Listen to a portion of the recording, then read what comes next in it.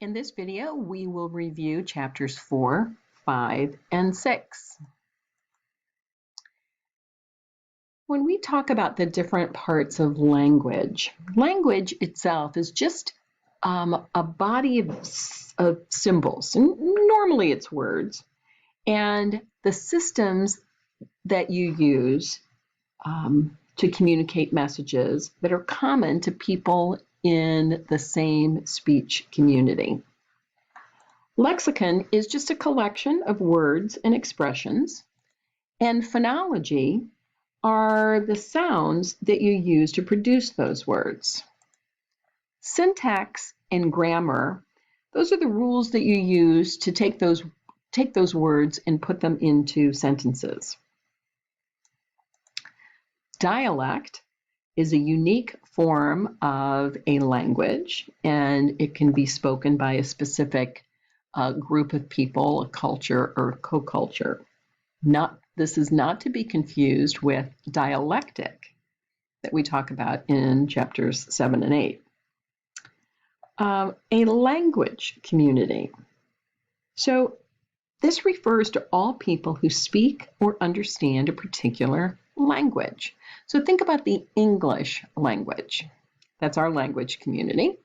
Other people that are in this language community are Canadians, Australians, South Africans, people in England, Great Britain. But a speech community is a smaller group that speak a common dialect. So while I mentioned all those countries that speak English, our speech community is, American English. And we can understand Canadians better than we can understand people from Great Britain because some of our phrasing is more similar, our pronunciation is a little bit more similar. And finally, an idialect. This is just your own personal symbol system. And that includes your active vocabulary and any unique pronunciations that you have, any individual ways that you have of combining words, so your grammar and your syntax. So for example, I might say that I have an Aunt Mary. You might say that you have an Aunt Mary. That refers to the idialect. Okay. Characteristics of language. So language is arbitrary. When we think about the word for a furry companion you have around the house, the letters D-O-G, well, people decided that if you combine the letters D-O-G, that's going to mean a dog. So it's arbitrary. And language can be somewhat abstract. If I talk about a pet, for example, it could mean a German Shepherd. It could mean a cat. So some words are very abstract. And language changes over time. Think about, the word Google. It's a search engine, right? Well, it has now also become a verb. We'll just Google it. You didn't say that 10 years ago. Dialect leveling refers to when two languages kind of combine, maybe not completely, but combine some words and some phrases. To communicate effectively, you need to be very concrete in the words that you use. So for example, you can talk about an animal that you have in your house. Well, that could be anything. Do you have an elephant in your house? Do you have a fish in your house? To make it more concrete, less abstract, you could talk about a mammal. Even more concrete is a dog, and the most concrete is a poodle. Now, Canis Lupus Familiaris is the scientific name, and it's jargon. And you have to be careful if you're going to use jargon or slang. If you use it to communicate, you need to make sure that your audience is familiar with it. And if you use an unusual word for the first time, you need to explain it, again, so that your audience understands what you're trying to communicate. Some characteristics of nonverbal communication. First of all, communication is inevitable. Nonverbal communication is inevitable. If you're just sitting in a classroom, you are communicating something, how you are sitting, your posture, where your eyes are looking, to fellow students and to your instructor. Nonverbal communication really is the strongest conveyor of emotions, whether it's, putting your hands on your hips, if it's, a frown. Nonverbals really help you communicate what you are feeling. Nonverbal communication is multi-channeled, so it could be your tone of voice, and it could be your posture combined. And nonverbal communication can be a little ambiguous, that if someone makes a face or has their arms crossed, you may not always know exactly what they're thinking. Some types of nonverbal communication. We talk about kinesics. Kinesics is using your body to communicate.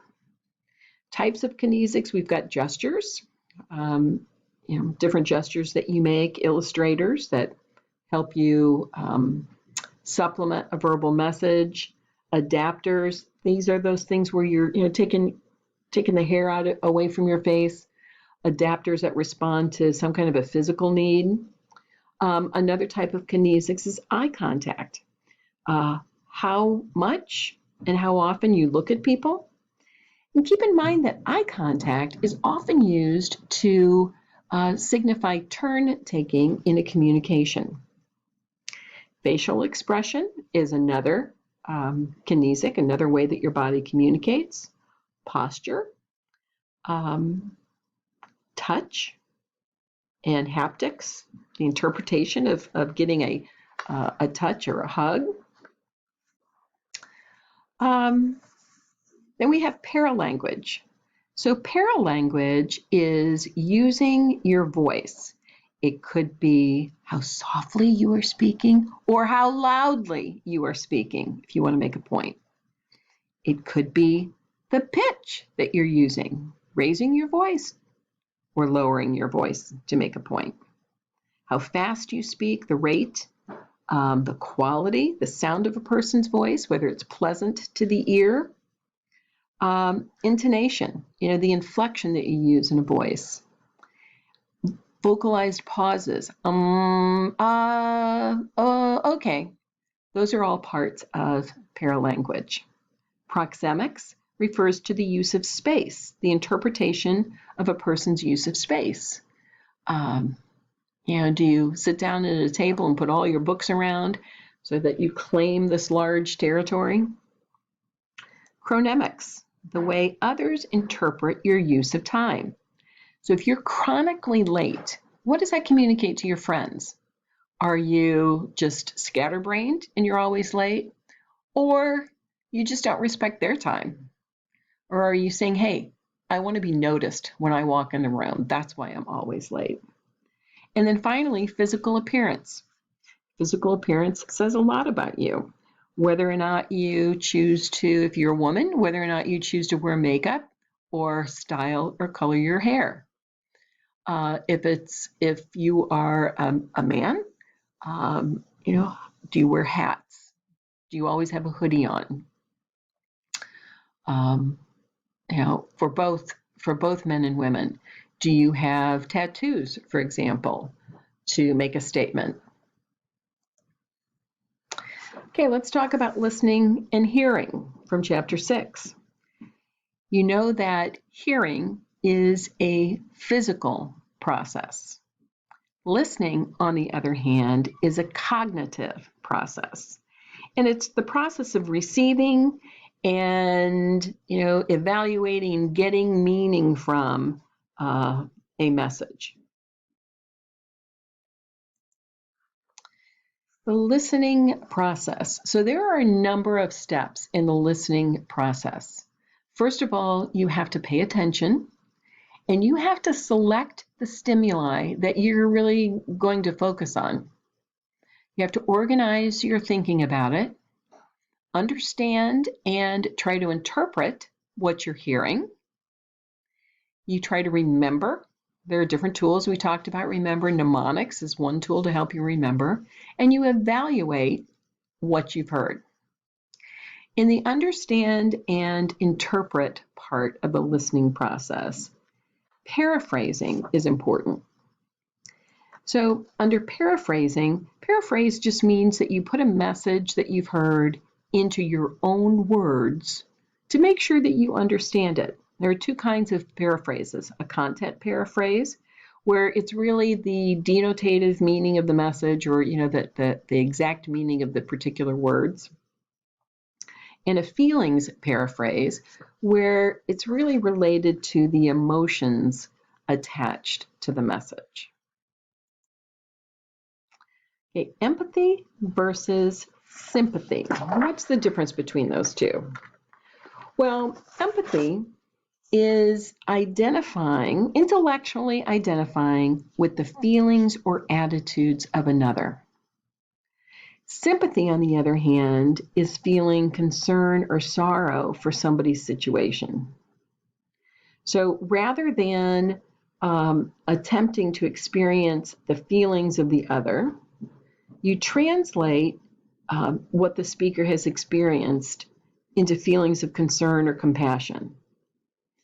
So in sympathy, you don't try to feel those same emotions, you just feel concern or compassion.